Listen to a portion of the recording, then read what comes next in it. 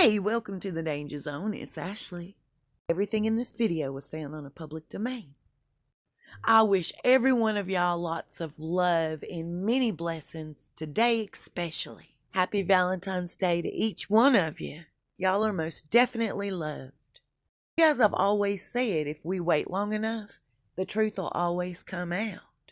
And the truth is most definitely coming out. Listen to this. So Camilla was hosting a get-together commemorating the 15th year of a charity against domestic violence of all kinds called Safe Lives. Thank God for organizations like that. It helps both men and women. Before we get started, if you notice any of these signs on yourself or otherwise, please seek help. Any kind of physical, hitting, pinching, biting, shoving, kicking, using any kind of weapons to inflict harm or threaten you, controlling what you eat when you go to the bathroom or sleep, forcing you to do work against your will, forcing you to use drugs or alcohol, stopping you from seeking medical attention if you're hurt, or calling the police if you're scared, attacking your sense of self-worth, insulting you, calling you names, criticizing you, humiliating you, acting jealous or possessive, accusing you of being with other partners, withholding any sort of affection or acknowledgement just to punish you, intentionally cheating on you all the time. And for me, one time is all the time. Lying to you, threatening to hurt you, your family, your pets, your children, tracking your every move and controlling how much time you spend with your friends, family, children. These are just a few, the tip of the iceberg. Now, if you recognize any of those signs in yourself, your own relationship, or somebody you love and care about, please get help. I was stuck in that for 8 years, and I finally fought back, you see. One day I snapped, and that joker slept that week with a dresser against his door. I packed up myself, my 2 little boys, and I hopped in my raggedy-ass car with less than $200 in my pocket, and I left. And don't stay because of the kids. It doesn't work. It backfires. Call 211 if you're in the States. Tell them exactly what's going on with you. And they'll give you all sorts of resources. This sort of abuse is not limited to a spousal situation, a partner situation. This can be within your friend circle too. I have somebody currently that I feel that, I've been a pretty decent friend to. And it seems like every chance they get, they want to trip me up. Say ugly things about me or what I'm doing. Remove yourself from that situation. You're worth more. I'm going to say this last thing and I'm going to shut up and get on with it. This is the most important thing. Mom and Dad, if y'all have a child or children and you're alone, and I get it, you're looking for somebody to partner up with, please pay special attention to your child or your children. And a lot of times these people will come into your life and they come in like a knight in shining armor or a Mother Teresa. And to your face, in front of you, they put on this big facade. And behind your back, they may be mistreating your child. And our kids are our responsibility, nobody else's. We're to love and nurture and understand and protect our kids. So please pay close attention. They are number one priority, no matter what. Not let your emotions get in the way of the love and protection we have for our children. Let's get on with it. Camilla gave an interview and shared a story that just brought her to tears. I appreciate you, Shoshana, so much. And I thank you for sharing this with me. Now, I think we can all read between the lines. We know exactly what Camilla's trying to say. In her story, she said, "A good friend of mine is just not looking too well these days, and I asked her, 'What's wrong with you?' And she confided in Camilla saying, 'Look, my child has married someone and they're in a different country.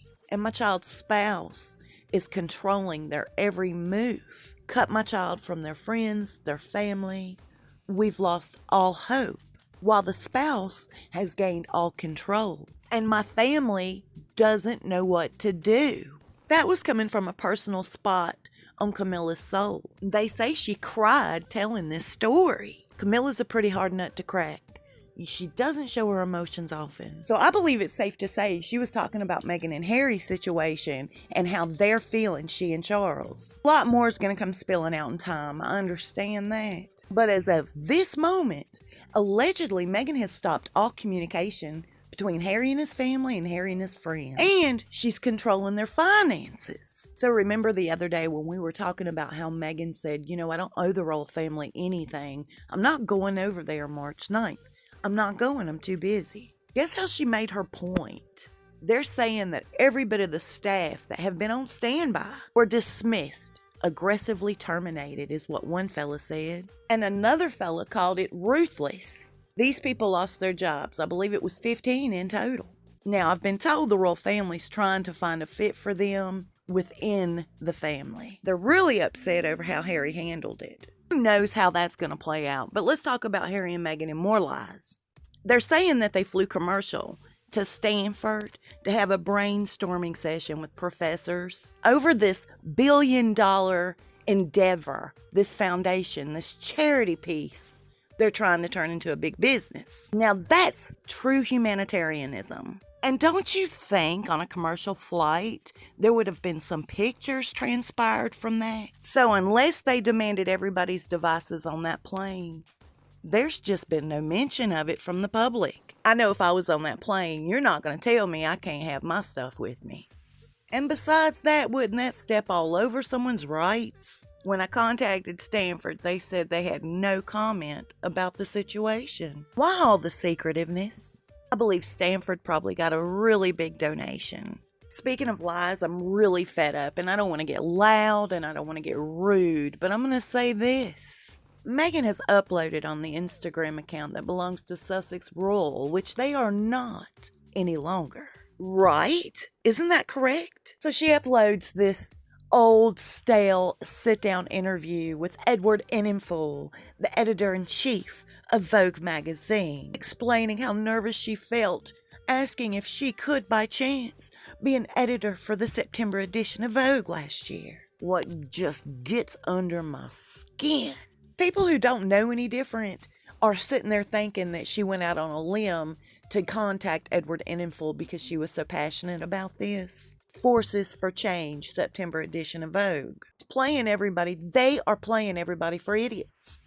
How could she not know him when Marcus Anderson is one of his closest friends? They all run in the same circle, so don't play everybody for an idiot. Why the lies? I'm wondering that myself. A little late, but I want to thank you, Platinum Punk, for sharing this with me. For Valentine's Day, I thought we'd talk about a love story.